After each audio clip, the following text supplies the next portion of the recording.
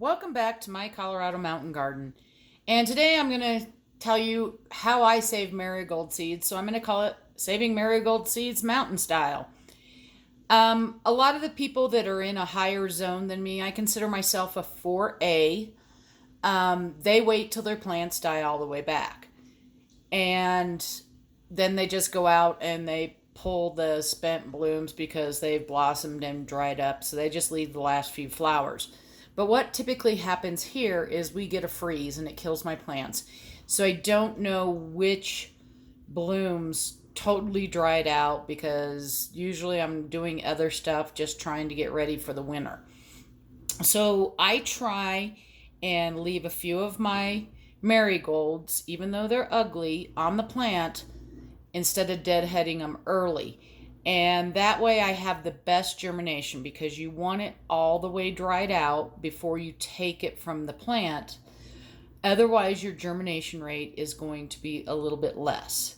So in this first example here, this one, when I pulled it off, I'm going to bring it up here. You can see the seeds are already popping out of it.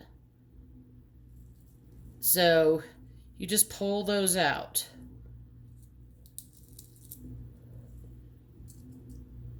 And these are already pretty dry, but I still will leave these out for another week or two on a paper plate so that they can finish drying before I stick them in a container.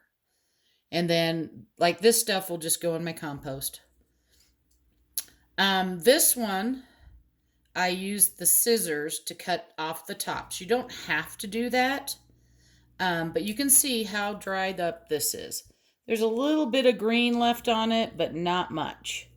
And I had to wait a little bit to make this video because we had been getting rain, and you don't want to take them off.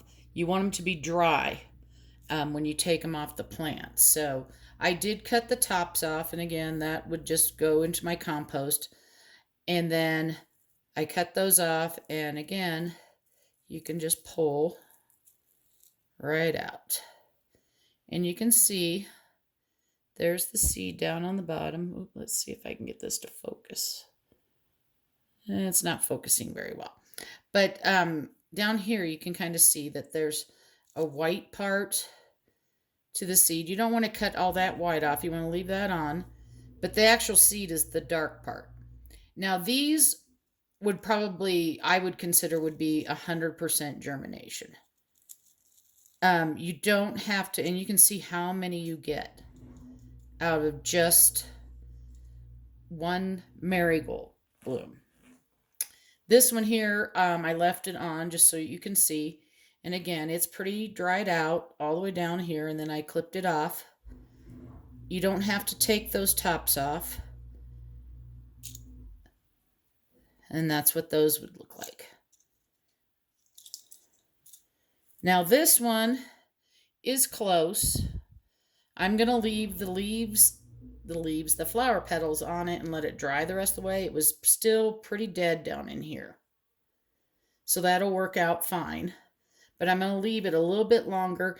And I do like to try and clean mine up just a little bit, unless they're kind of like the first one I showed you here, where it was already popping. The seeds are already popping out. And if you leave them go too long, they're just going to basically explode and try and reseed themselves. And that's just how the plant survives. But unfortunately for us, marigolds are an annual. Sometimes the seeds will make it through the winter and you'll get a volunteer or something like that. Now this one here is an example of one that first part of the year, this is about where I trim it, and you can see how green it is. Now that doesn't mean that these seeds won't germinate. It just means your germination rate is going to be less. I will still let this dry out on a plate, but I will use the ones that I know that were perfect as my planting stock.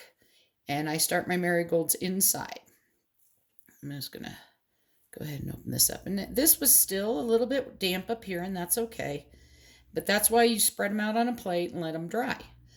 Hope all this helps. And the reason, for me doing it this way is because after a freeze comes in, even if this was full bloom, when I get up in the morning, this is what my bloom may look like. And I don't know how far it actually got. So it could have been totally open and not even starting to die back. But after that freeze, they're gone. So I try and do this a little bit early. I hope you're having a wonderful day and happy gardening.